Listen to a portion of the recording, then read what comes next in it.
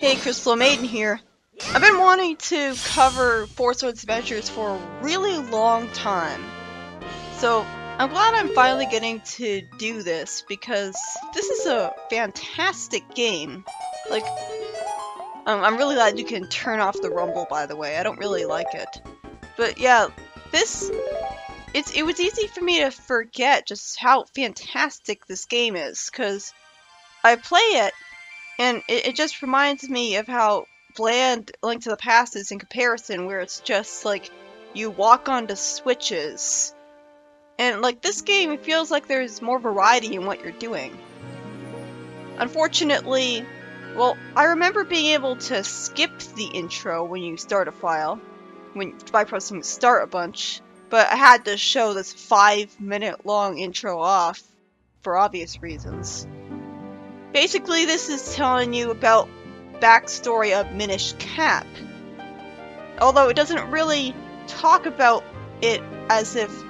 It doesn't talk about Minish Cap to make it clear that it's talking about Minish Cap in particular. It just talks about a hero who splits himself into four with the Four Sword. And it wasn't even called the Four Sword in Minish Cap. So... But yeah, the intro is pretty generic. I mean, all it is look at how ominous and dangerous and threatening the villain is. And we're going to show that off in such a cliche way by showing the storm clouds covering all of Hyrule. It was really boring for me to watch the intro. Especially since they stretched it out. Like, I get it. You don't need to have multiple sentences on this. I mean, the music does the music carries the right atmosphere, but it just stretched out, especially with the way the text scrolls so slowly. Like, you can't do anything to make it go faster. At least when you finally have the characters talking, you get to just mash A through the dialogue and it's a lot faster. Good. I really wish I could explore this castle courtyard. Like, I mean, it doesn't look exactly like the one in Link to the Past, but I mean, that's not really a big deal. Like, I would have liked to explore it at some point, but I can't. These are the different maidens. Like, they're all in charge of sealing away Vati, who we saw in Minish Cap, and now all of a sudden he's a wind sorcerer for some reason. The problem with these maidens is that none of them have personalities. They're just, like, I like their designs, although their designs rely too heavily on just one color each. And it's quite in contrast to Zelda, who, I mean, she wears pink, but she also has blonde hair. In a pretty nice, different hairstyle. Like, you don't normally see her wearing that kind of hairstyle. But like, the other maidens just wear all one color. It doesn't feel realistic that they would agree to that. And it's not like they're sages of specific elements either.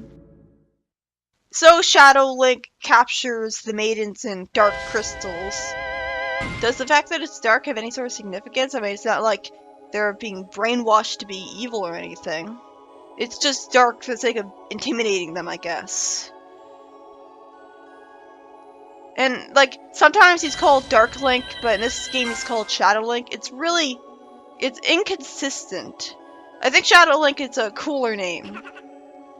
It's annoying that you can't actually attack him here. Like, he always... And what's even more annoying is that no is the default option.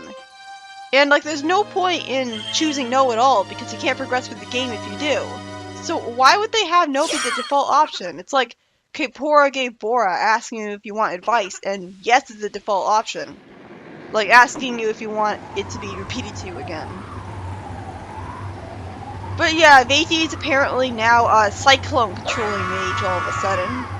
Even though he wasn't about the wind the last time we saw him. And he was also not about being one-eye monster the last time we saw him. Like, we fought him in a transformed form at the end of Minish Cap, but it didn't look like that. Also, they make a reference to the hero sealing away Vati in the previous game.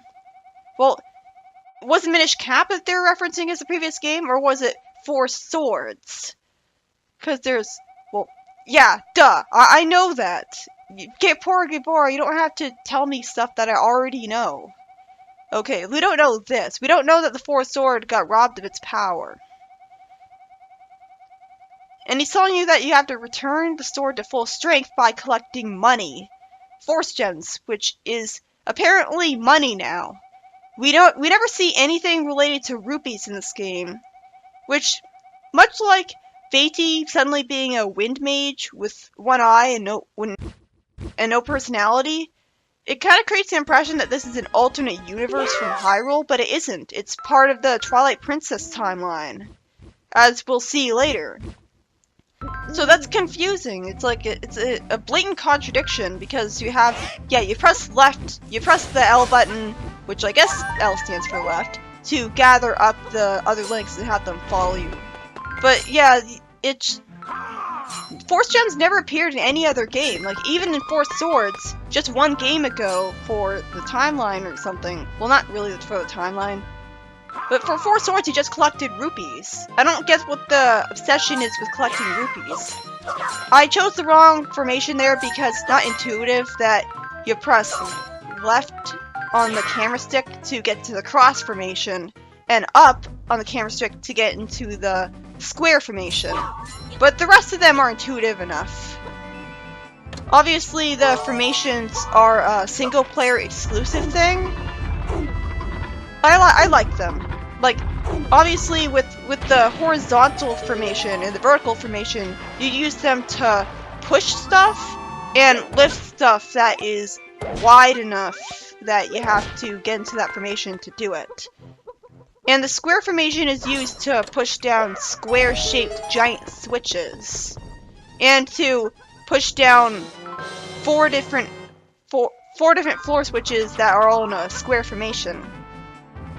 And you use the cross formation to... Oh yeah, I love the boomerang in this game. Best boomerang in all of Zelda history, at least in the top-down games. Because you can hold A to keep it in one position. And that allowed me to cut that bush and get some extra money. So, like, that's really cool. And what's also cool is that special killing Shadow Link puzzle. Like, it's very creative. I remember having trouble with it when I was a kid. There's sort of a lot of pressure to get it right. There's a tight time frame. But basically, you put down one link somewhere that you know that Shadow Link's gonna hop over to. I guess you can only know that he's gonna hop over to that exact place through playing the level already, or having him hop over. Like, if he hops too much, then he vanishes dickishly and cheats you out of 100 Force Gems.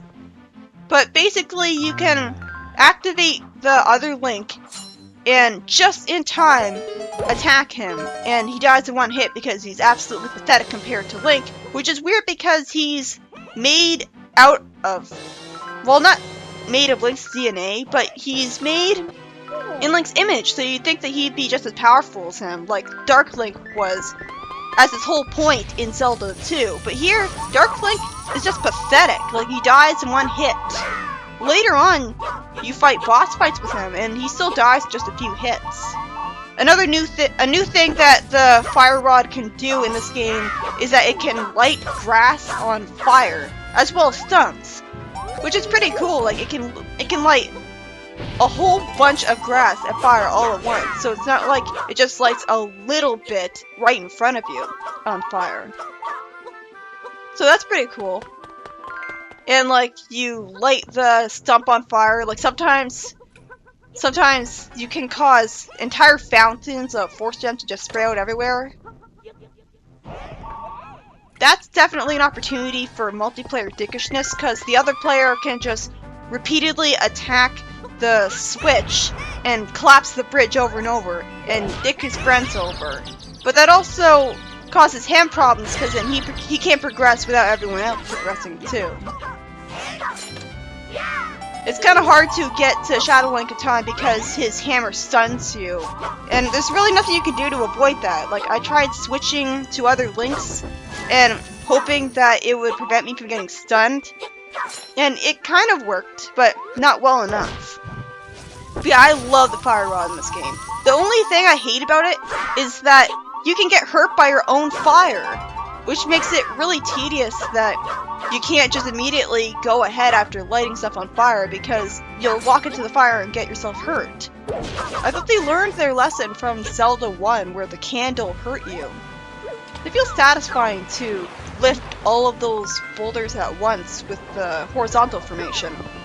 Even though it's really pointless and it just forces you to go into the horizontal or vertical formation or something to throw all of them at once. Or you just land in the water and then they just get dropped.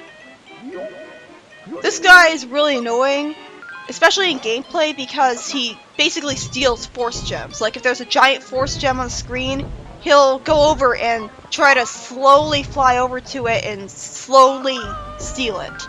But he's slow, so it's easy to avoid him. But the game absolutely forces you against your will to save him to progress, because there's no way around that boulder. So that's annoying. But yeah, like another thing the square formation can be used to do is pick up the giant boulder that in A Link to the Past you'd need the Titan's mitts or power gloves in order to lift. So that's like a new, unique way to take advantage of those boulders. I like the cannons too, like they're pretty cool. Although the controls are really stiff for when you're launched out of them. Like, you have a lot of momentum that you're carrying. At the very least, you can press B in midair to do a cool downward thrust. I love being able to do that to him. But, I mean, the downward thrust is good for canceling your momentum so that you can just fall straight down. I always forget which cave you have to go in. A lot of times NPCs will lampshade that all 4 links look identical, aside from different clothes. And naturally, they don't get suspicious that something magical is going on because identical twins exist as a concept. So, in the multiplayer mode, there would be an extra you have to throw your character over a gap, and the other player would have to stand on a star-shaped switch, and then you'd have to repeat the process again. So there's an extra challenge there, but I don't see how that requires multiple players. I could have hit the Zora from the left side, but I guess I felt like I wouldn't be able to. I guess I thought the fireball would be blocked by the wall. It's annoying seeing that cutscene that powers up the sword every single time. Like, it's cool at first, but it gets really annoying and repetitive after a while. It's great that you can see well, obviously you can see them underwater, because otherwise how would you even know they're there? But you can't see the force gems that are underwater under the waterfall, though. That's pretty dickish. Like, how are you supposed to know that those are there without a guide? My whole life I had, well, maybe not my whole life, but ever since I got this game, I had the Nintendo Power strategy guide for it. This thing's always really annoying and finicky to get moving. But yeah, that strategy guide helped me a lot. I actually got overly reliant on it. Like, this is the first time that I'm going to play through the entire game without using the guide. Or at least using it as little as possible. And at the time of this recording, I've gotten all the way up to the dungeon on top of Fire Mountain. Not Fire Mountain. That's Wind Waker. Death Mountain. So it's not like the game is hard and requires a strategy guide or anything. I just got overly reliant on it. Like, the book has got, like, pictures to make it really convenient, so it's automatically better than a text guide. And it doesn't require you to watch a video. It can actually explain what's going on with the text. I love this game. And you can only do it when you upgrade your sword, so there is a reward for upgrading the sword. This level kind of makes you, like, you were wondering which one you want to keep, the fire rod or the boomerang.